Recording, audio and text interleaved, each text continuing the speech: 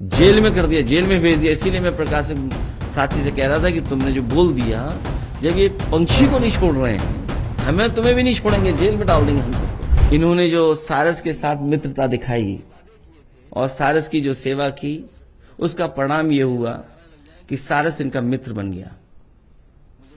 ये कम देखने को मिला होगा कि एक सारस किसी आदमी के साथ ऐसा रहने लगे और उसका व्यवहार बदल जाए। और स्वाभाविक है कि इन्होंने सेवा की उसकी, और उस समय जब वो चोटिल था, चोट लगी थी उसको, टांग टूट गई थी, सारस की सेवा की, साथ मित्रता हुई। और ये तो स्टडी का सब्जेक्ट है कि सारस कैसे इनके पास रह गया, रुक गया, ठहर गया, क्योंकि सारस के बारे में बहुत सारी कहानियां हैं, बहुत सारी जानकारियां हैं। इनसे सारस इसलिए छीन लिया गया क्योंकि मैं इनसे मिलने चला गया। सारस इनसे छिना इसलिए केवल मैं इनसे मिलने चला गया, मैं इन्हें बधाई देने चला गया। क्या यही लोकतंत्र है? अरे लोग कुत्ते बिल्ली पाले हुए हैं। मुझे याद है किसी ने बिल्लियां पाली थी और संख्या बढ़ गई, वो पड़ोसियों के घर चली गई थी, और न जाने कितने पालतू कुत्तों ने कितनों को काटा है। सरकार ने क्या किया? अगर सरकार सारस को छीन रही है तो सरकार को उनसे भी मोर छीन लेना चाहिए जो मोर को दाना खिला रहे थे। क्या सरकार की हिम्मत है वहां पहुंच जाने की? किसी अधिकारी की क्या हिम्मत है वहां जाए और मोर को ले आए वहां से? यह केवल इसलिए किया सरकार ने क्योंकि सारस से और सारस को पालने वाले आरिफ से मैं मिल करके आ गया।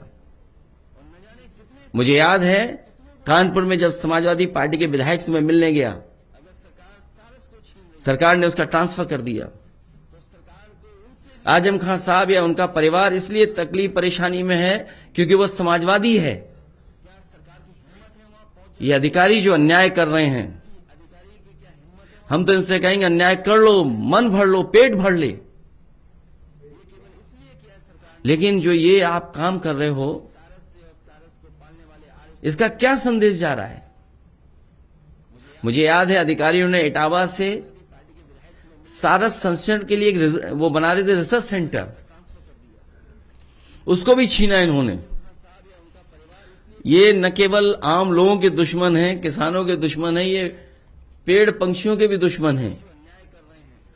अभी जो कार्यक्रम हुआ था इन्वेस्टमेंट मीट, इन्होंने पेड़ नहीं लगाया, पेड़ों को काटा छाटा, पेड़ उड़ा करके फेंक दिए।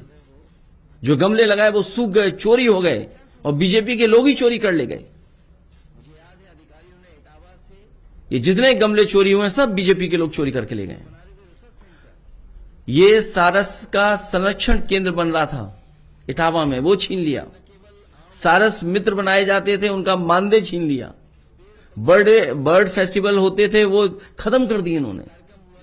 ये बीजेपी वालों से उम्मीद नहीं कर सकते आप कि ये पर्यावरण के लिए भी कुछ कर सकते हैं। अखबारों में पढ़ रहा हूं कि जल स्तर नीचे चला गया लखनऊ का, गोमती में न जाने कितने नाले गंदे गिर रहे हैं। ये गोमती का मैं आज भी कहता हूं, मैंने कई मौकों पर कहा कि यही मॉडल है अंतोगत्वा, आपको यही मॉडल फॉलो करना पड़ेगा। गंगा एक्शन प्लान 1, 2 या बाद में कहीं भी किसी देश में गया है बता दो हमें। और याद कीजिए जब गेहूं की खरीद हो रही थी, मैंने कहा था अपने पत्रकार साथी, और हमारे यहां से लगातार प्रेस नोट जाती थी, ये प्राइवेट कंपनियों को गेहूं खरीदवा रहे हैं इसलिए क्योंकि कल इन्हें मुनाफा लेना है। आप बताओ किसान का गेहूं किस कीमत खरीदा गया था, और आज आटा आप बाजार में खरीद रहे हो, किस कीमत खरीद रहे हो? ये मुनाफा किसकी जेब में जा रहा है? ये जो रिफाइंड तेल का मुनाफा किसकी जेब में जा रहा है? ये दूध महंगा हो गया, किसकी जेब में जा रहा है? ये आम लोगों के दुश्मन तो हैं ही हैं, किसानों के दुश्मन हैं। सदन में कहते हैं बताओ कि आलू खरीदेंगे, बजट में 1000 करोड़ रुपया, ये कहां गया 1000 करोड़ रुपया? और बताइए सारस को पकड़ ले गए। कैद कर दिया इन्होंने सारस को। ये कम से कम खुले में रख रहे थे, इन्होंने कहीं उसको बंद नहीं किया कभी सारस को। सरकार के लोग उसको कैद करके रखे हुए हैं। सरकार बताए कहां कैद किया हुआ है।